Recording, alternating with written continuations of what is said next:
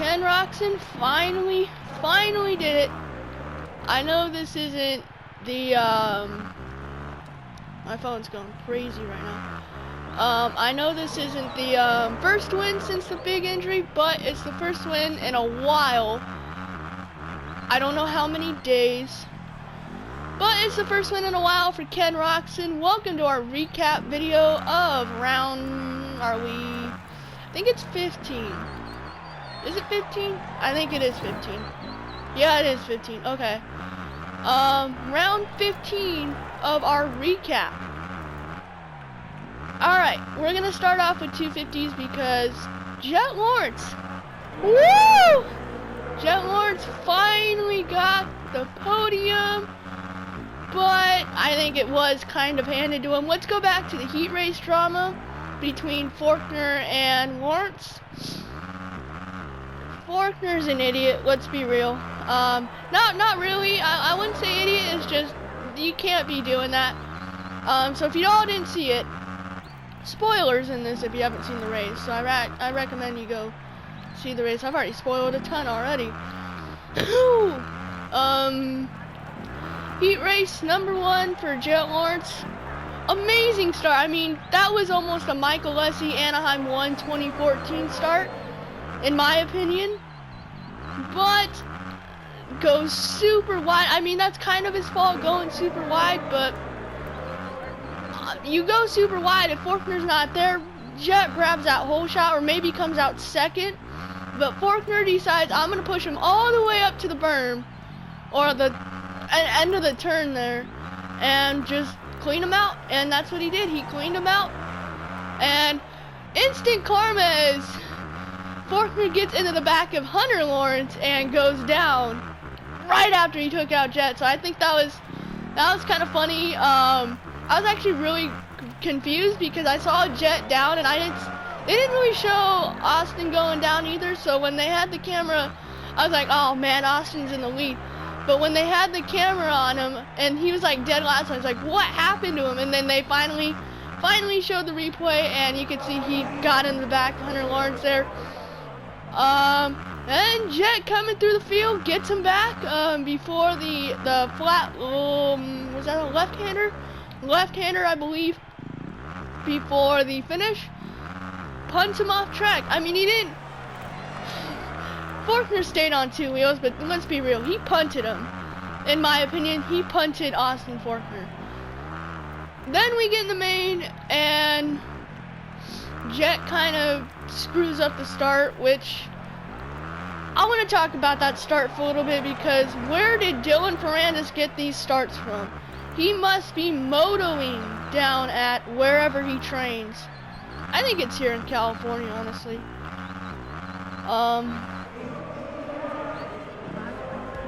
Oh boy, I'm trying to look at my phone. I probably should not be doing that.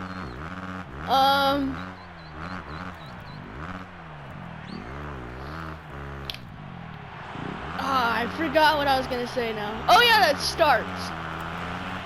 I bet you David Billiman got with Ferrandis and said, we need to work on starts, and we saw it.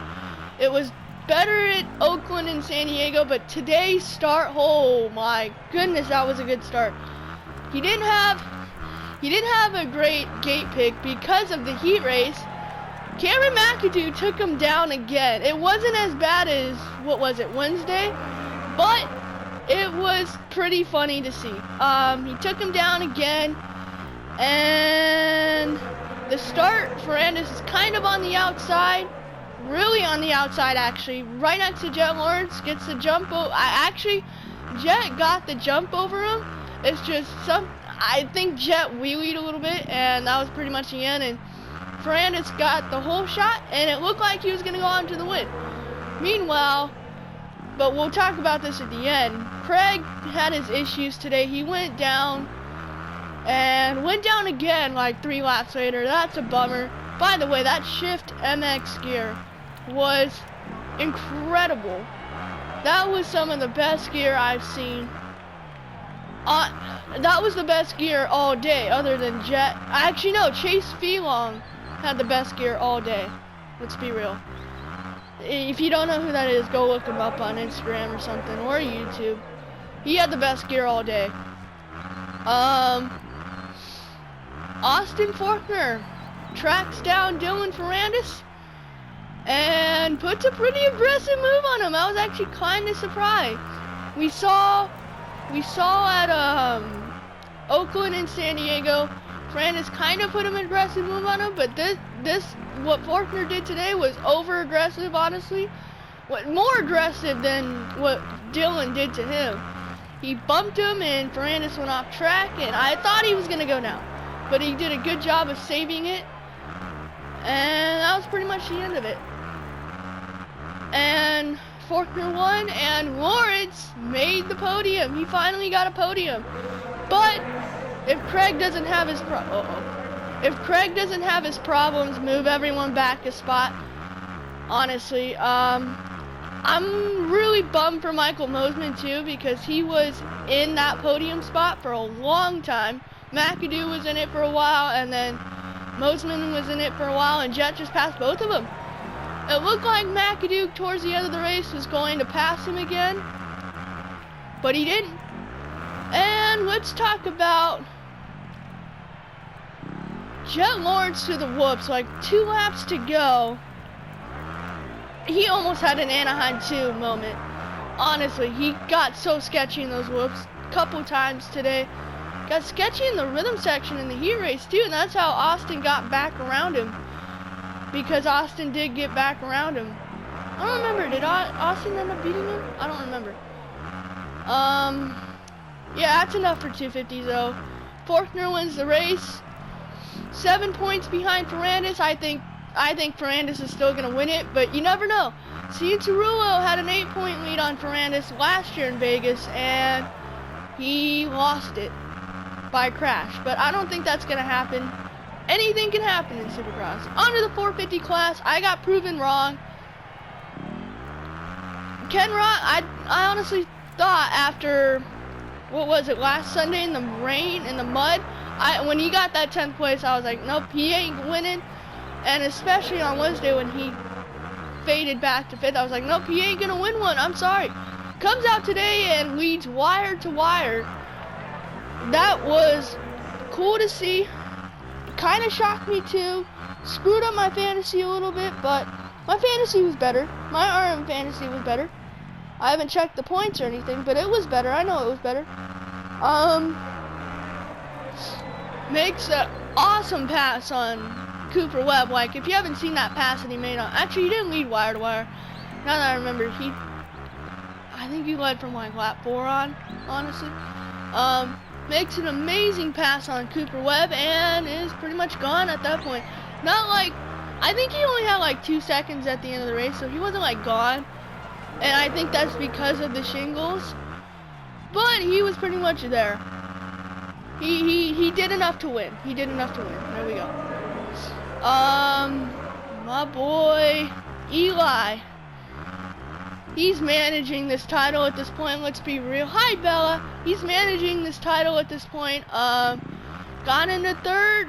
Almost went down on the start, which I really got scared about that. Almost went down on the start. And made his way back up to 3rd. And I thought he was going to kill Webb, but he didn't. He didn't pass him. And that's a championship ride, though. Let's be real.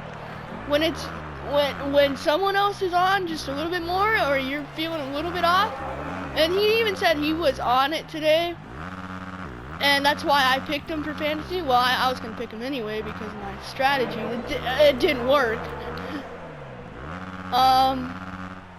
But he was on and he got 3rd.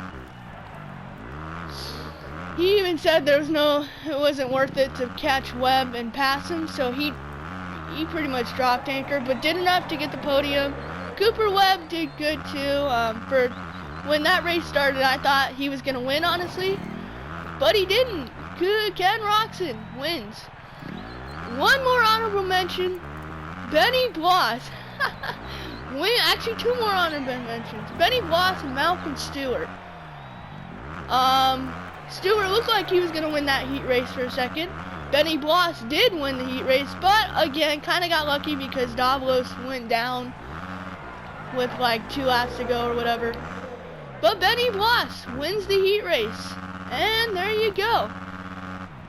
Yeah, it was a good race. I recommend you go watch it because those were some good races. Go watch that pass on Roxon.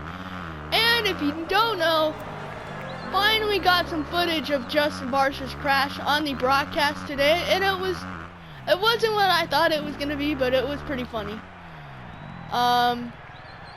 Yeah, so that's it here. Thank you all for watching, and I'll see you maybe Thursday. Bye bye.